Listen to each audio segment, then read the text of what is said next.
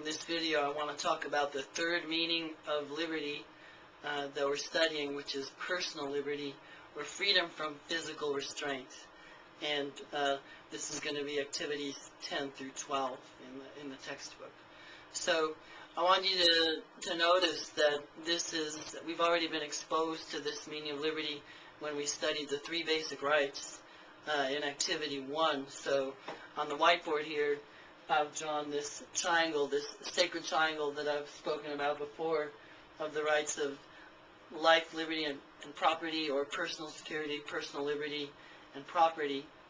And this particular meaning of liberty is this one, this part of the triangle.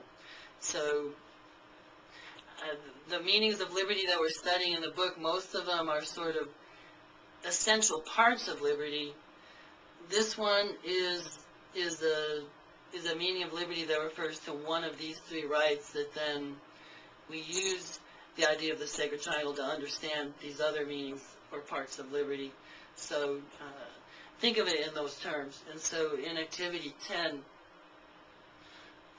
we begin with Blackstone's definition in 10a, which again, as you read it carefully, this has to do with freedom from physical restraint, and mostly what it refers to is not being wrongly imprisoned by government. It can also refer to slavery,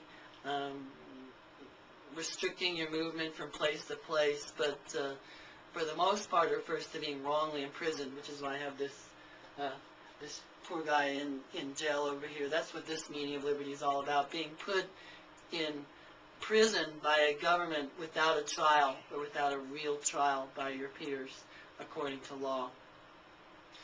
But one thing that's going to be a challenge for us is to keep this distinct in our minds from freedom of choice, which is going to be our next meaning of liberty.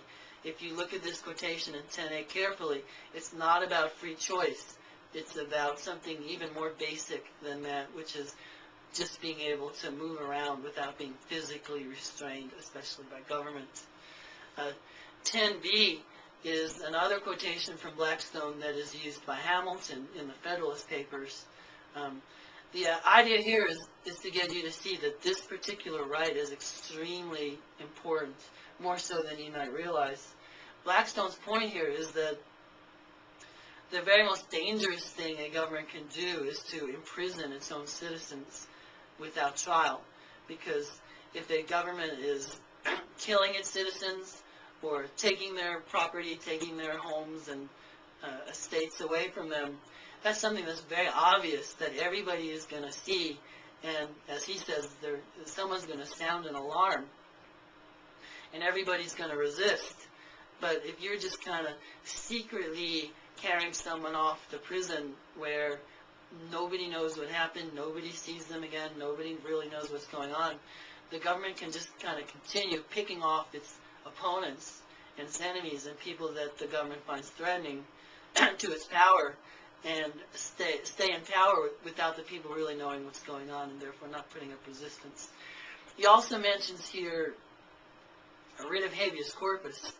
And it goes so far as to say that this particular writ for Blackstone is the one thing that safeguards our liberty most of all.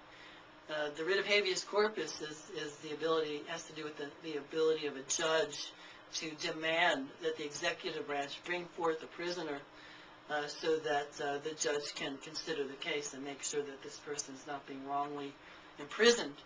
And this is so critical for the reason we stated. Tyrannical governments very often operate by secretly imprisoning, quietly imprisoning, and putting off to the side the people that they find threatening.